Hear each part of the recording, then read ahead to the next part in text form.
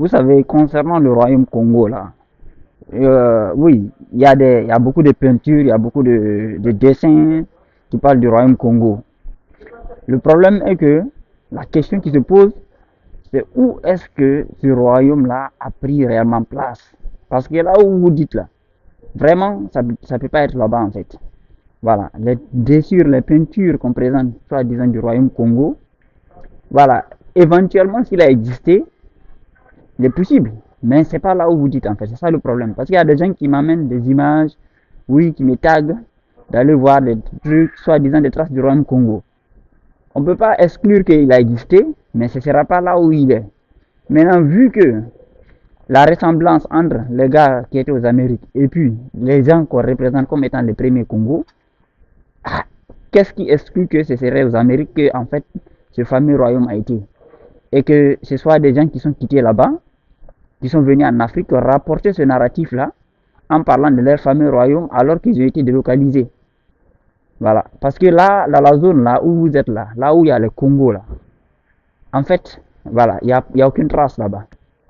Donc maintenant, il y a des populations qui ont clairement des coutumes reliées aux Taïnos, aux Arawaks, aux gars des Amériques. Donc, qu'est-ce qui exclut que ces gens-là, peut-être qu'ils ont été délocalisés de là-bas.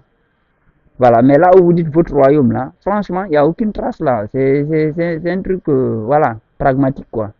Clair et net. Voilà, parce que dans les dessins, on vous montre des constructions. Voilà, par exemple, le premier dessin que j'ai mis là, on voit bien que le roi, il est assis, il est dans une construction. Mais la construction en question, on ne retrouve pas ça dans la zone qu'on dit Congo aujourd'hui.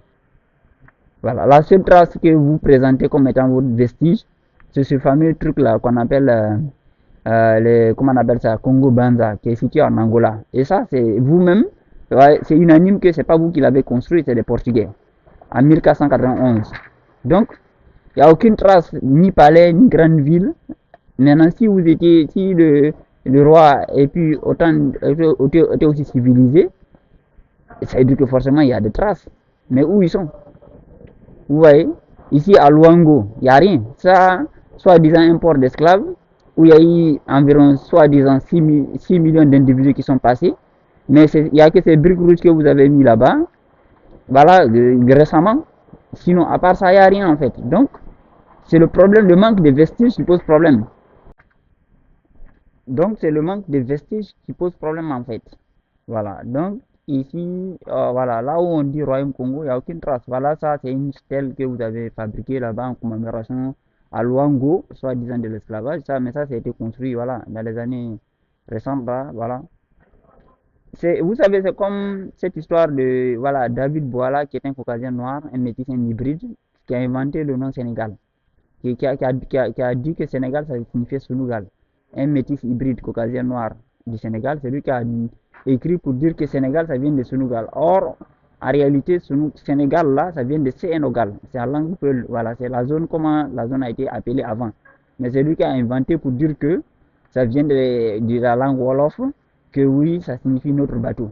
Ce qui n'a aucun sens en fait. Et l'os d'Isango, que généralement la plupart des gens qui se disent Congo mettent devant les gens pour dire voilà, on était là depuis longtemps. L'os d'Isango là, ça n'a pas été trouvé là où il y a le Congo. Ça a été trouvé là où il y a les Tutsis que vous combattez, les Banyamulenge là. Les gars qui sont à Goma là, que vous combattez aujourd'hui, c'est là-bas. C'est eux leurs traces en fait. Mais vous êtes dans la côte ouest, voilà, vers Luanda là-bas. C'est là-bas, vers là-bas que vous êtes, vers Kinshasa. Mais c'est pas votre trace en fait. Il y a plus de 1500 km entre vous. Et le nom Bantou, bon, là vous êtes tous d'accord qu'aujourd'hui ça veut rien dire parce que voilà, c'est un truc qui a été concocté par Emmanuel Blake là, en 1859. Voilà. Tout comme le terme Mandé a été inventé par ce monsieur Wilhelm Kohl là, en 1854. Voilà, le terme Bantou en 1859, ça, le terme Mandé en 1854 par ce type là, monsieur Kohl, qui a inventé le terme Mandé pour les Bamana et puis les Malinké de Guinée. Et puis aussi, il faudrait clarifier qui sont les Congos en fait. Parce que sous le terme Congo, là, vous mettez environ 30 ethnies. Voilà. Rien que dans la République du Congo, vous avez les Bembe, vous avez les Dondo, vous avez les Gangala, vous avez les Kamba, vous avez les... Après, on part encore. Voilà, République du Congo, République maintenant démocratique du Congo, vous avez les Bassingomé, vous avez les Bata, vous avez les Sundi, vous avez les Woyo. On va là-bas en Angola, vous avez les Koti, ainsi de suite. On va au Gabon, vous avez, je sais pas, c'est les Vili et autres. Jusqu'au Cameroun, il y a des gens qui se disent Congo. Donc il faudrait clarifier qui sont les vrais Congos déjà. Parce que tous ces gens-là, ils ont leur langue à eux. Ils ont leur langue particulière. Bien que peut-être vous parlez tous aujourd'hui un même patois, je sais pas, les Lingala ou quoi là. Mais en vrai de vrai, chacun a une langue propre à lui, une identité propre à lui. Donc ça déjà c'est une confusion. Donc vous les gens qui êtes sensibles à cette histoire de Congo là, il faut déjà clarifier votre identité en fait. Parce que cette étiquette là, c'est confus. Voilà. Et puis, comme je l'ai dit, voilà, 1596 km entre Kinshasa et puis la zone de Goma où vous faites la guerre. Donc, il faudrait positionner aussi votre. Il serait intéressant de voir votre position quant à l'injustice que subissent les Banyamulenge, les Tutsis au Congo. Voilà, parce que vous pouvez pas. Parce que tous ceux qui sont d'accord avec cette injustice-là, c'est des Caucasiens noirs. C'est un mindset de Caucasiens noirs. On peut pas cautionner que des gens qui sont à Kinshasa, à la côte est du continent, et puis contrôle les gens qui sont à plus de 1500 km de là, sous des prétextes totalement fallacieux, à leur déniant totalement leurs droits du sol, alors qu'ils sont chez eux en fait. Ils sont chez eux, ils ont toujours été chez eux. Vous voyez, non? Et c'est eux qui ont subi les injustices et traumas qu'on dit du Congo là. C'est là-bas que la guerre n'en finit pas. Voilà. Donc il faudrait aussi vraiment nous éclairer sur vos positions par rapport aux injustices que subissent ces gens-là. Voilà. Parce que ça aussi c'est intéressant. Voilà. Parce que le Caucasien noir, il est caractérisé parce qu'il est foncièrement injuste en fait. Il est incapable de voir la justice. Voilà. Il est très reptilien, incapable d'empathie envers la vie. Donc les Tutsis là, voilà, il faudrait nous clarifier sur votre position par rapport aux actes de cannibalisme que ces gens-là subissent. Et voilà les abus quant à leurs femmes. C'est pour cela que vous-même vous dites que plus de 40% de la population de Kinshasa est métissée, parce que justement c'est des abus envers leurs femmes. Vous les métissez à tout va, ainsi de suite. Après, vous avez aussi un truc qui est intriguant, c'est-à-dire que les gars là, qu'on dit Bangala people. Voilà. Ils appartiennent à quel groupe en fait ces types-là? Des gens qui s'appellent Bangala même. Tu vois, ça c'est bizarre. Parce que ça c'est le culte du phallus. Tous les gens qui ont le culte du phallus là.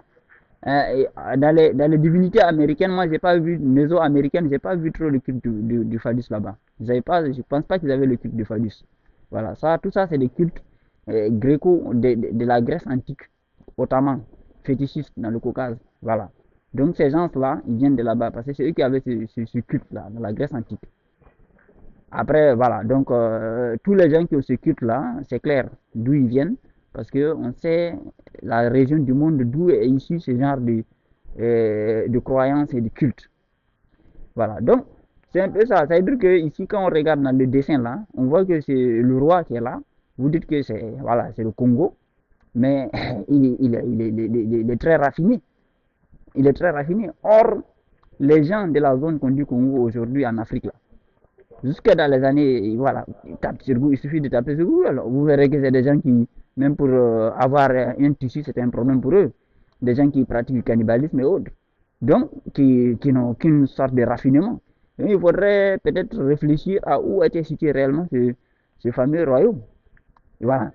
Donc, parce que là où la zone que vous indexez là, il n'a vraiment pas eu lieu là-bas. Ça n'a jamais réalisé là-bas. En tout cas, à l'état actuel de connaissance. Parce qu'il n'y a aucune trace. Voilà, on ne peut pas dire qu'il y a eu des empires ou des royaumes sans trace archéologique, sans trace manuscrite. Manuscrit, ça veut dire des traces issues du royaume en lui-même. Pas des écrits que soi-disant des gens auraient écrits dans les années 1500, 1600. Non, ça prouve rien. C'est pas parce qu'on retrouve dans un texte un mot Congo quelque part, ça veut dire qu'automatiquement c'est vous ou bien c'est là où vous dites. C'est pas ça. Voilà. Donc, et vu que aussi vous êtes sur la côte, c'est intriguant parce que généralement les peuples anciens, ils entrent dans la terre. C'est comme quand tu habites en périphérie d'une ville, c'est-à-dire que tu es nouveau en fait généralement. Les plus anciens, c'est-à-dire que tu pénètres dans les terres en fait. Quand tu es ancien, tu pénètres dans les terres.